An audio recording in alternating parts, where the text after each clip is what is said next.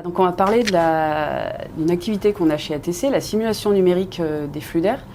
Donc c'est quelque chose qu'on peut proposer quand on a des contraintes particulières dans un local, par exemple, que ce soit en termes de confort du personnel ou de process. Voilà, par exemple des vitesses d'air à respecter sur un produit, des choses comme ça, des températures à atteindre. On peut proposer un calcul un peu plus poussé, donc à partir de données clients. Donc on va avoir des données géométriques, donc un plan, on va avoir des données thermiques, on va connaître par exemple l'enveloppe du bâtiment, la température à laquelle nos gaines vont souffler. Et tout ça, ça va nous permettre de soit valider notre principe de diffusion, donc à partir de données clients, soit le faire évoluer, enfin en tout cas cartographier les vitesses dans le local et les températures. Donc on va passer sur un petit exemple donc pour que ce soit un peu plus clair.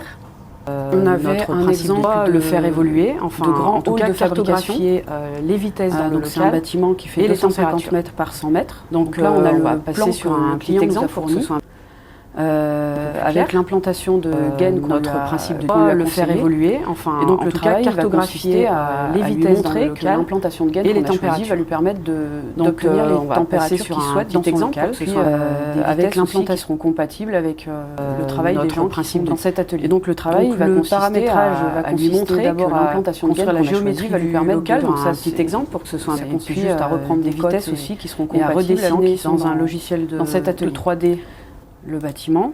Donc le bâtiment, une fois modélisé, il va ressembler à ça. La géométrie textile locale, un petit exemple, c'est le premier outil qu'on utilise, donc la 3D pour construire le bâtiment dans cet atelier. Ensuite, l'outil à proprement parler de simulation numérique, donc dans lequel on va exporter ce modèle, il va nous permettre lui de rentrer tous les paramètres dont on a besoin. Ça consiste juste à l'enveloppe du bâtiment, qui seront les températures, les apports, les déperditions.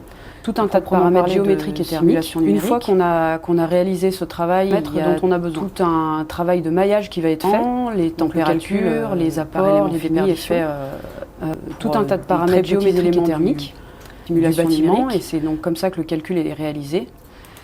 Donc on va passer les températures, tous les détails de paramétrage. Mais à la fin, ce qui nous intéresse, c'est d'obtenir des résultats. Par exemple, on peut tracer des plans de coupe dans le bâtiment.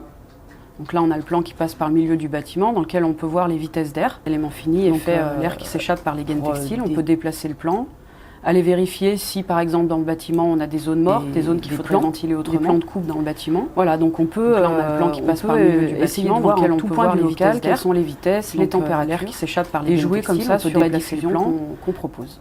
L'étude CFD, c'est un service qu'on peut vous proposer chez ATC, qui s'échappe pas forcément pour des projets de très très grande taille, ça peut être aussi des projets avec des contraintes particulières, dans des petits labos, des choses comme ça.